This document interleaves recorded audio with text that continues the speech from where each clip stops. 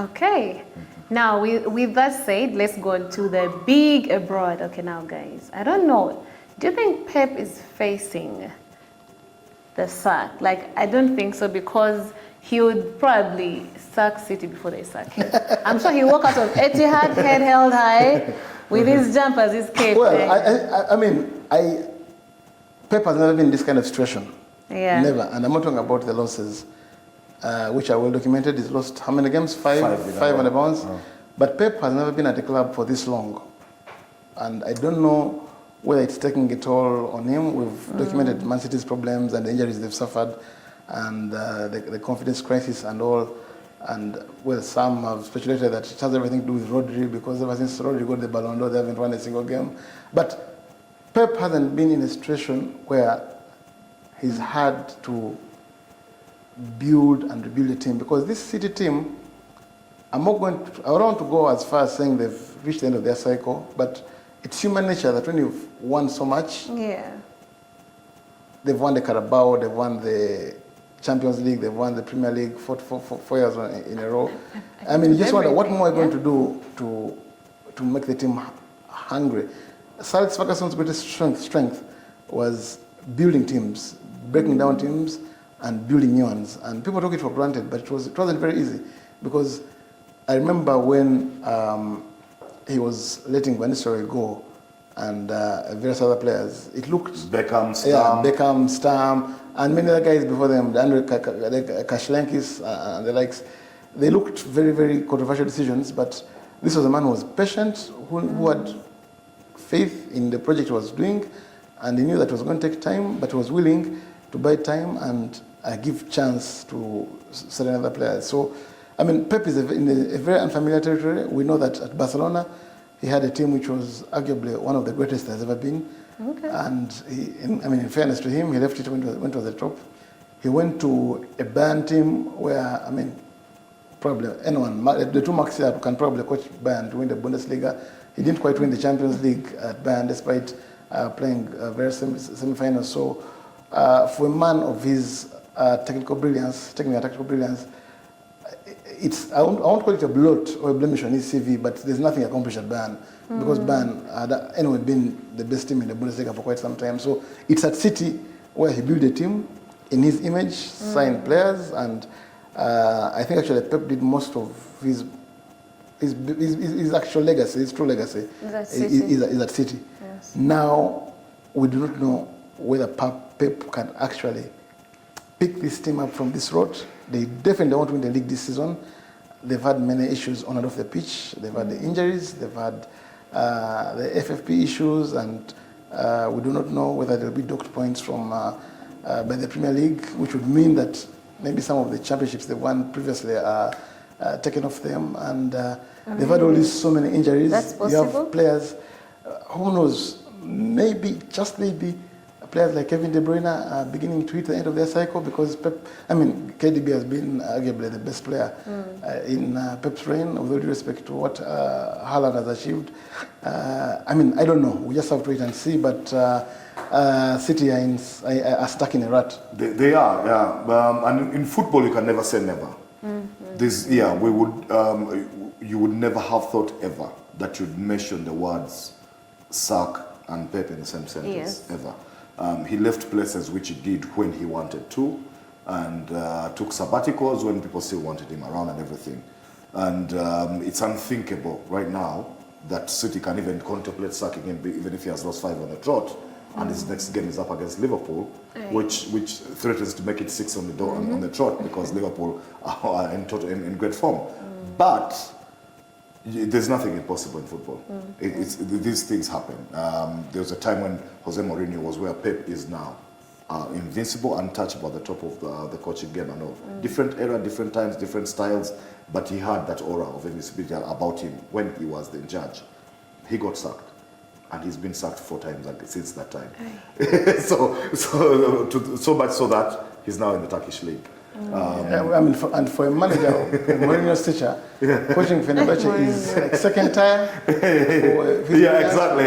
He's coached Chelsea and Man United. And this is the man, when he first came into football, was called himself the special one, being sacked by a club like Roma.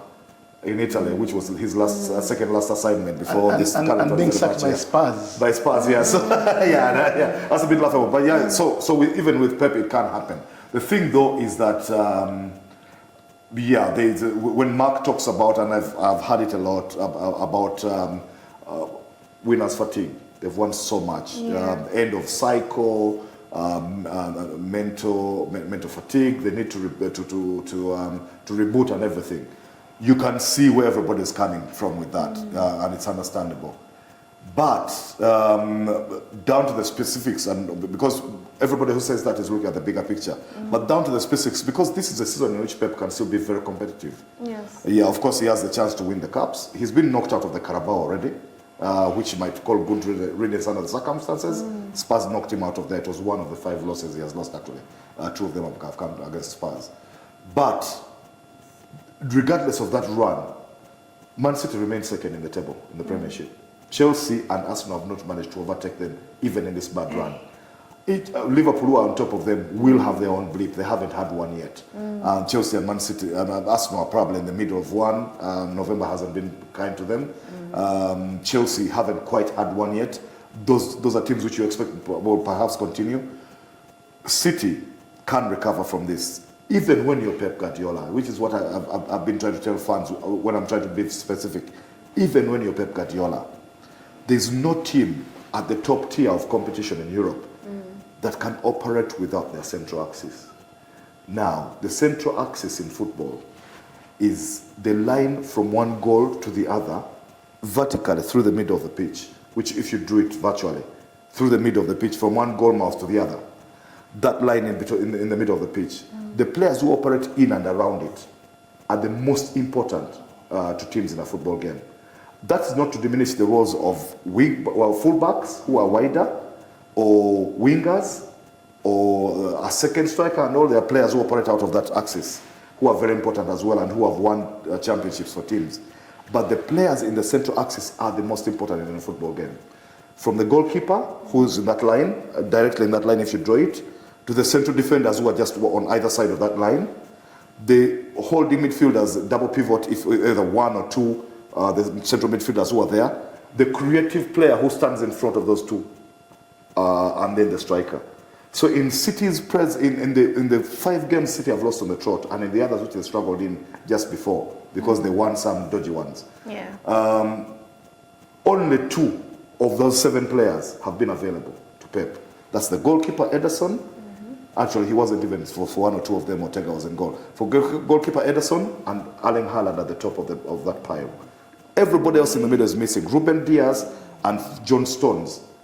Their importance to City, because we take it for granted when City have all their players. The way they play, they don't have to defend that much. They're always attacking and all. Now we realize that the importance of Ruben Diaz and John Stones cannot be underestimated. They're not there, and Pep has had to chop and change in the middle. Today it's Akanji, the other day it's Ake and all. They are not Stones, they are not Diaz. And it shows. Even in the leadership, never mind just the play, but the leadership as well. Then Rodri, he's just talked about the Ballon. This is the man who won the Ballon d'Or against all odds. The one man this team can't do without, or any team in the world, if they had a player that good, couldn't do without. He's not been playing. And so now the guy who was deputizing for him, Mateo Kovacic, is also out injured, couldn't play against Spurs. And then Kevin De Bruyne, he just talked about him, perhaps the most important creative player in the Premiership over the last 7 years, has not been playing either. And in this Spurs game, he only came on for the last 2 minutes. He's still not fit. He's reaching the end of his tether, but a fit De Bruyne flying at half-mast is better than most playmakers in the Premiership, apart from maybe Odegaard and Bruno Fernandes. Everybody else is second best to Kevin De Bruyne on one leg. And he's not there, he's not playing. So they're missing all those guys. I mean, even if you're Pep with all your millions, it's how do you win football games without that? Mark, I think we've got to, it's at points like this when you question the wisdom of Man City letting go of Julian Alvarez. Because I don't know what that was about. I mean, Erling Haaland, for his absolute brilliance, was bound to hit a certain skid. A dry patch. Every striker has one. And the reason why people forget that last season, for like 2 or so months, City played without KDB and Haaland. But because they had Alvarez scoring the goals, you didn't quite miss them, you know. And right now, short of Haaland, you struggle to see where series goals are going to come from. I thought he was unlucky against Spurs. He could have got a hat-trick. He could have got a hat-trick. He was hitting the crossbar. He was forcing the goalkeeper into saves. But the thing is, outside of Haaland, I struggle to see where series goals are going to come from. I mean, when he's on fire, and he started the season on fire with, I think, I don't know how many, 8 goals in the first 4 games. Yeah, he's got 12 already. He's got 12 already. But now, without him, I just wonder why City catching Alvarez. Not so many teams in world football had a striker like Julian Alvarez coming off the bench. I suspect it had something to do with the FFP you just mentioned. FFP is the FIFA Fair Play, which is about you balancing your books, so that clubs in Europe are stopped from spending more money than they actually make, than they literally make. You're only supposed to be able to spend a percentage of what you make out of your television rights money, out of your ticket sales and things like that, and your sponsorship deals and all. But because European football was invaded, if you like, by all these multi-billionaires, individuals with lots of money to spend, who don't mind how much they spend as long as we are using these as tools, toys. And then, of course, they're strategic toys. They play things, but they also enhance their legacies. They sports wash them if they like. They clean their images and their money and everything for them. But these guys have the ability to spend a lot more than these clubs make, genuinely make. And so it was making competition unfair, so FIFA came up with these rules. Now, one of those reasons is selling Alvarez for 80 million plus, I think helped Man City, who are very big spenders, actually balance their books. But it was a bad loss to them. And of course, I said, apart from the central axis, they've also been missing the guys who you might not think are very important until they're not there. The wide men, Doku and Grealish, for example, on one side, and Savini on the other. They've been in and out of the team, Doku is out at the moment and all.